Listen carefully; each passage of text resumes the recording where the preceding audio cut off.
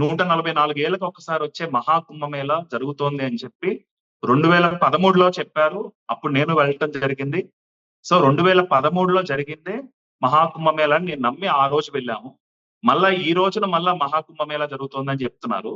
So ఆ రోజు మీరు చూడండి, నేను మీకు ఎవిడెన్సెస్ పంపించాను. చాలా క్లియర్ గా 2013లో మహాకుంభమేళా జరుగుతోంది అన్నట్లు అప్పుడు ప్రభుత్వం చేసిన ప్రచారం గాని, అప్పటి న్యూస్ పేపర్స్ లేకపోతే టీవీ ఛానల్స్ లో కనుక చాలా క్లియర్ గా వచ్చింది మహాకుంభమేళా జరుగుతోంది ఇప్పుడు అని. సో 144 ఏళ్ళకి ఒకసారి వచ్చేదాన్ని మాత్రమే మహాకుంభమేళా అని పిలుస్తారు.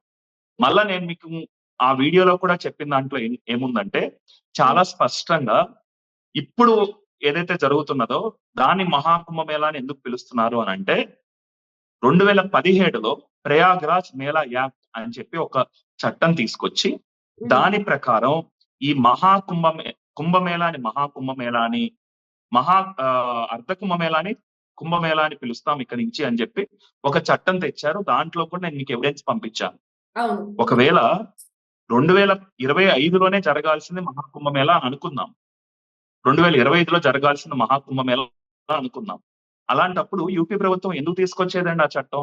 ఇక నుంచి మామూలు పూర్ణ కుంభమేళా అని మహాకుంభమేళా అని పిలుద్దామని చట్టం తేవాల్సిన అవసరం ఏంటి? దాని అందరికి అదే 144 ఏళ్ళకి ఒకసారి వచ్చేది. అరే ప్రిపరేషన్స్ చేసేవారు. ఏమని చేసేవారు? 144 ఏళ్ళకి ఒకసారి వచ్చే కుంభమేళా వస్తుంది కాబట్టి మళ్ళా నేను మీకు ఇందాక ఇంకొక ఎవిడెన్స్ పంపించాను. అందులో కూడా 2019లో యూపీ ప్రభుత్వం మహాకుంభమేళా సందర్భంగా ఏదైతే తప్పులు జరిగినాయో, స్టాంపేడ్ జరిగిందో ఆ రోజు కూడా మౌని అమావాస్య రోజు అలహాబాద్ రైల్వే స్టేషన్ లో ఇలాంటి స్టాంపేడే జరిగింది. 2013 అంటే అప్పుడు కాంగ్రెస్ ప్రభుత్వం, మన్మోహన్ సింగ్ అధికారంలో ఉన్నారు. అక్కడేమో యూపీలోకి వచ్చేసరికి ఎస్పీ ప్రభుత్వం ఉన్నట్లుంది. సో అప్పుడు ఇలాంటి తప్పే జరిగింది. ఇప్పుడు మనము కుంభమేళాను ఆర్గనైజ్ చేస్తున్నాం కాబట్టి ఇప్పుడు అలాంటి తప్పు జరగకుండా ఉండాలని చెప్పి ఒక మీటింగ్ పెట్టుకున్నారు. కానీ ఈ ప్రచారం మొత్తాన్ని ఏంటంటే కుంభమేళా అనే బదులు మహాకుంభ్ అని మొదలు పెట్టారు. సో మహాకుంభ్ అన్నప్పుడు ఏమవుతుంది? ఆటోమేటిక్ గా ఇది మహాకుంభ్ అంటే చరిత్రాత్మకంగా మనకు తెలిసింది, అందరికి ఆధ్యాత్మికవేత్తలకు లేకపోతే అందరికీ తెలిసింది. అరే 144 ఏళ్ళకి ఒకసారి వచ్చేదాన్ని మహాకుంభ్ అంటారు కాబట్టి ఇది ఆ మహాకుంభ్ అనే దాంట్లో వెళ్ళిపోతుంది. ఇప్పుడు తప్పో ఒప్పో నేనేమనుకుంటున్నానంటే అందరూ ఎందుకు గమనున్నారు అని అంటే, ఒకటి జనాలకు మరుపు ఎక్కువగా ఉంది.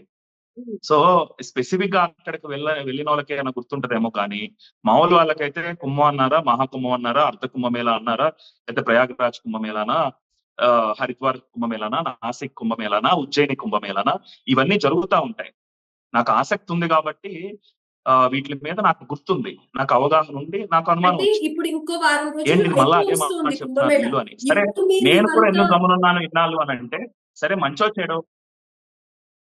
చెడో మనం హిందువులు ఒక హైందవ ఇది చేస్తున్నారు, ఒక జాతర లాంటిది చేస్తున్నారు, మొదలు పెట్టింది కూడా మంచి దీనికే. సో అలాంటప్పుడు మనం ఎందుకులే స్పెసిఫిక్ గా జరుగుతున్నప్పుడు ఇవన్నీ మాట్లాడాలని నేను కూడా ఇప్పటివరకు మాట్లాడాలి. నాకు అది మహాకుంభం ప్రచారం మొదలు పెట్టినప్పుడే నాకు ఇదంతా కూడా అర్థమైంది. కానీ ఇప్పుడు ఎందుకు మాట్లాడానంటే, ఇది ఇంత విస్తృతంగా ఇంత విస్తృత ప్రచారం చేసి దేశం మొత్తంలో ఒక పావంతు మందినో 1/3 ఆఫ్ ద పీపుల్ ను అక్కడికి రప్పించే ప్రయత్నం ఎప్పుడైతే జరిగిందో ఆటోమేటిక్ గా ఏమవుతుందండి, ఒక డాక్టర్ గా నేను ఈరోజు స్పందించాల్సి వస్తుంది. ఏమవుతుంది అక్కడ ఆబ్వియస్ గా 40-50 కోట్ల మంది, వాళ్ళు చెప్తున్నట్లు 60 కోట్లు వచ్చారని చెప్తున్నారు.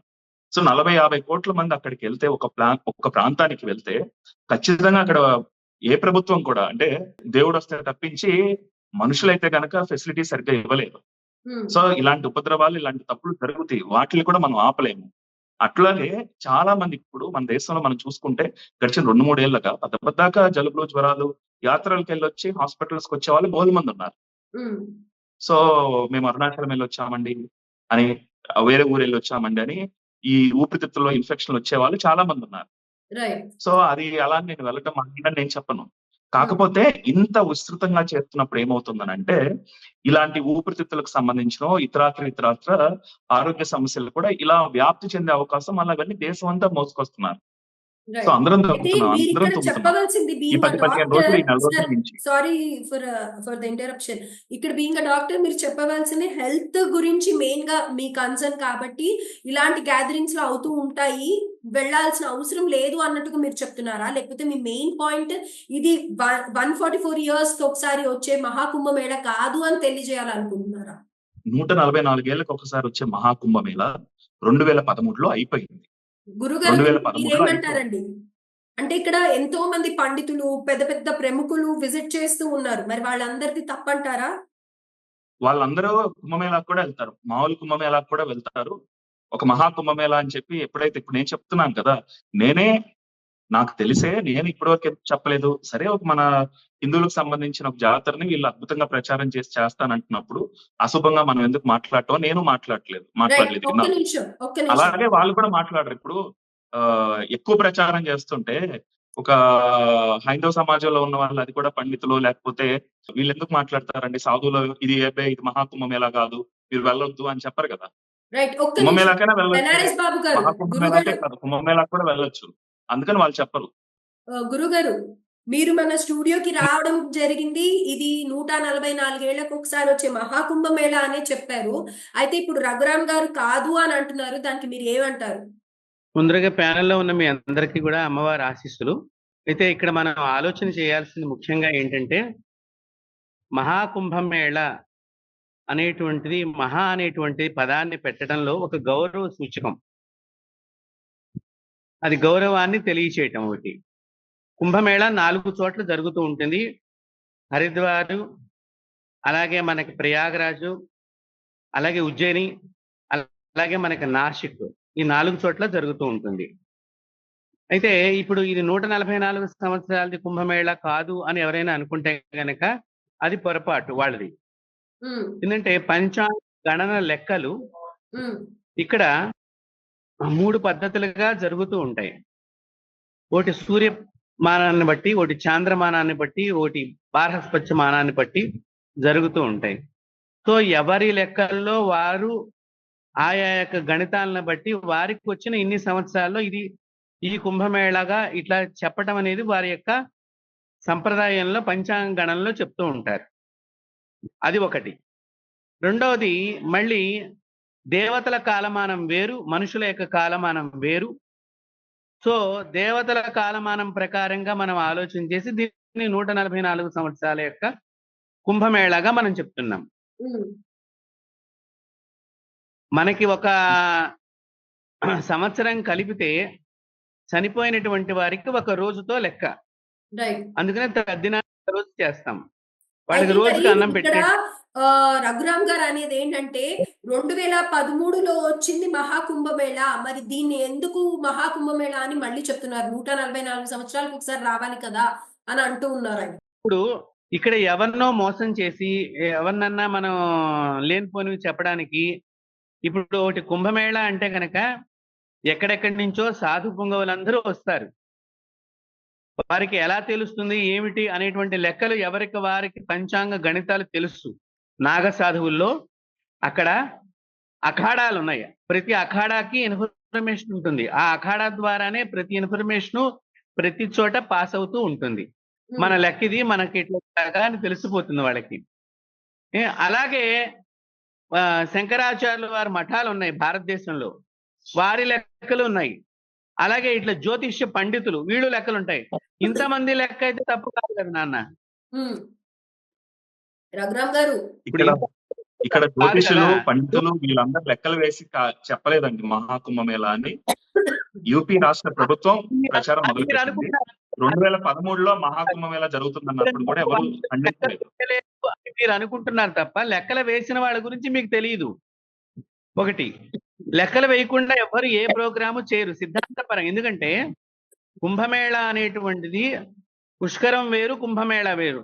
సాక్షాత్తు దేవతల యొక్క గురువు అమృత భాండాగారాన్ని తీసుకొచ్చి అక్కడ వదిలేటువంటి పరమ పవిత్రమైనటువంటి పుణ్యమైనటువంటి రోజుల్ని కుంభమేళాగా మనం పరిగణిస్తాము. అది ఎన్ని రోజులు చెయ్యాలి, ఎక్కడి నుంచి ఎప్పటిదాకా చెయ్యాలి, దాని పద్ధతి ఏంటి, దాన్ని ఎలాగా ప్రజలందరికీ సమాచారం తెలిసి వాళ్ళకి కూడా పుణ్యాన్ని ప్రసాదించాలి అని ఆ యొక్క లెక్క కూడా పంచాంగంలో ఉంటుంది. మీకు సంవత్సరం అంతా కూడా కుంభమేళ చేసుకోవచ్చు, సంవత్సరం అంతా కూడా పుష్కరం చేసుకోవచ్చు.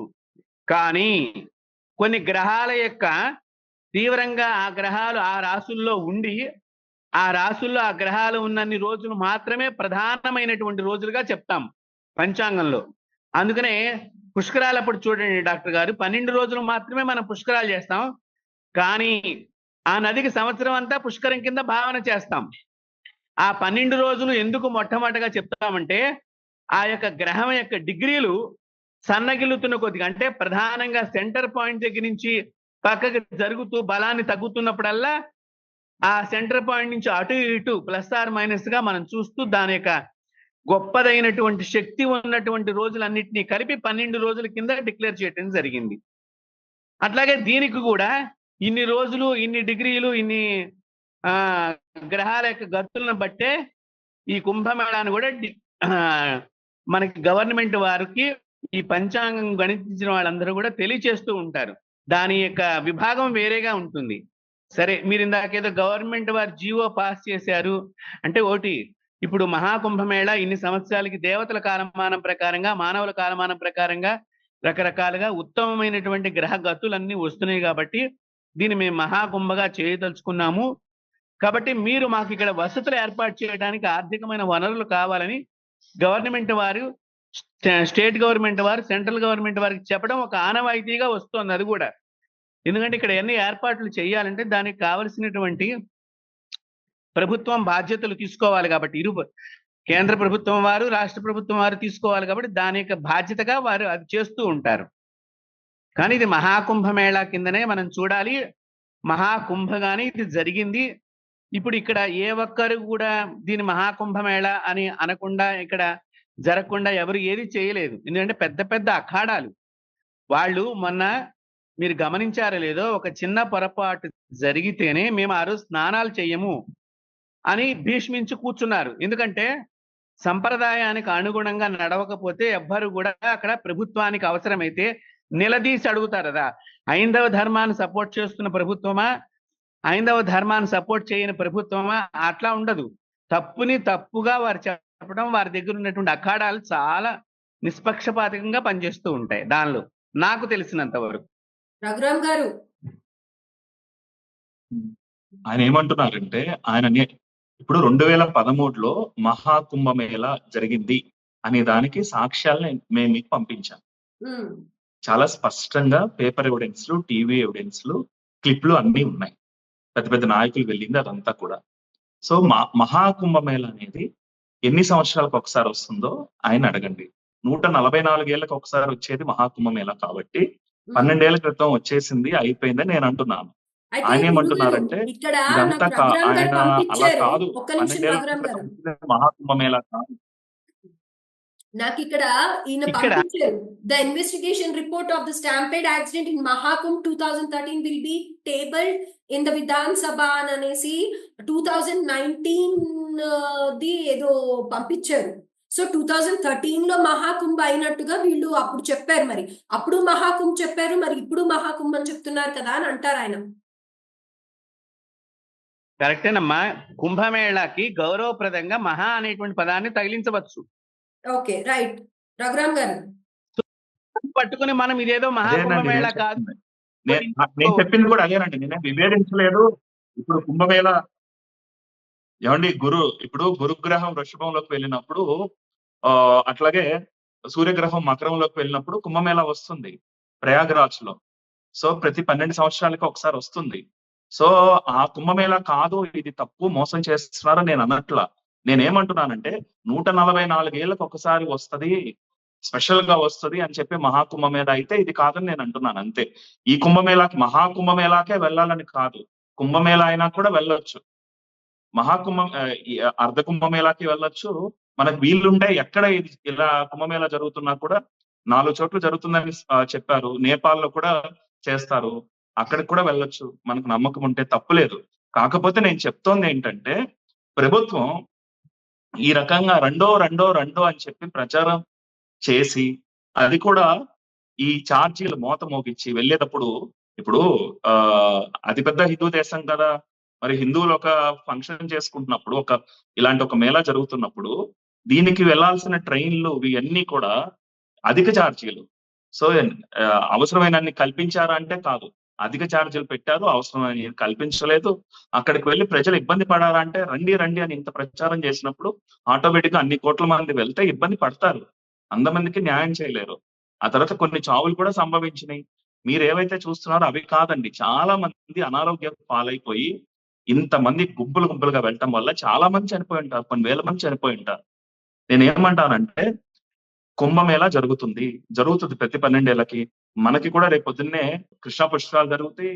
తర్వాత గోదావరి పుష్కరాలు జరుగుతాయి. ఇంట్రెస్ట్ ఉన్న హిందువులు వెళ్తారు. మనకు దగ్గరగా ఎక్కడ నది ప్రవహిస్తుందో వెళ్తారు, స్నానం చేస్తారు, వస్తారు. అంతేగాని రండి రండి రండి మళ్ళా రాదు ఇది అని చెప్పి ఇదే నిమిషంలో మునగాలి, ఈ 5 నిమిషాల్లో మునిగితేనే మంచిది, ఈ మౌని అమావాస్య రోజు మునిగితేనే మంచిది, ఈ పంచమి రోజు మునిగితేనే మంచిది, ఈ ప్రచారాలన్నీ చేయటం వల్ల ఏం జరుగుతున్నాయి? అనర్థాలు జరుగుతున్నాయి. మన రాష్ట్రంలో పోయినసారి జరిగిన అనర్థాలు కూడా చూస్తాము. డాక్టర్ గారు ఒక్క నిమిషం, నేను మీ మాటకి ఖండిస్తున్నాను. ఇప్పుడు ఇక్కడ కుంభమేళాలో విశేషమైనటువంటి రోజులు మనకి ఈ సంవత్సరం 6 వచ్చినాయి. 6 విశేష పర్వట దినాల కింద మనం భావన చేస్తాము. దాన్ని రాజస్నానాల కింద గుర్తించడము. ఆ రాజస్థానాలప్పుడు కూడా చాలా విశేషమైనటువంటి శక్తి ప్రభావం యొక్క దేవతల యొక్క సాక్షాత్తు దేవతలు వచ్చి ఆ రోజుల్లో స్నానం చేస్తారు అనేటువంటిది శాస్త్రం తెలియచేస్తున్నది. కాబట్టి జనాలు రావటానికి ఇక్కడ వీళ్ళు చేసిన దానికి మనం తప్పుగా మనం ఇక్కడ అర్థం చేసుకోకూడదు అనేది నేను మీకు తెలియజేస్తున్నాను. ఒకటి, ఇప్పుడు అక్కడ కుంభమేళాలో మౌని అమావాస్య రోజున జరిగినటువంటి విషయము మేము మా దృష్టికి కూడా వచ్చింది. గతంలో కూడా ప్రతి కుంభమేళా అప్పుడు కూడా ఏదో ఒక విషయం జరుగుతూనే వస్తున్నది. కానీ అది ఎవరు తీసుకోవాలి జాగ్రత్తలు? ప్రతి మనిషి కూడా బాధ్యతగా ప్రవర్తించాలి. ప్రభుత్వం అన్ని ఏర్పాట్లు చేస్తుంది, చేసినా కూడా ఒక్కొక్కసారి జరుగుతుంది. అది ఇంకా కర్మగాలి జరుగుతోందని మేము కూడా బాధపడుతున్నాం. ఎంత జాగ్రత్తలు తీసుకున్నప్పటికీ కూడా మన రెడ్ టీవీ ద్వారా కూడా మేము చాలా జాగ్రత్తలు నేను ఎస్పెషల్లీ దాని గురించి ఒక 40 నిమిషాలు వీడియో చేయటం కూడా జరిగింది మన రెడ్ టీవీ ద్వారా. ఎందుకంటే అనారోగ్యగ్రస్తులు దయచేసి వెళ్ళవద్దు.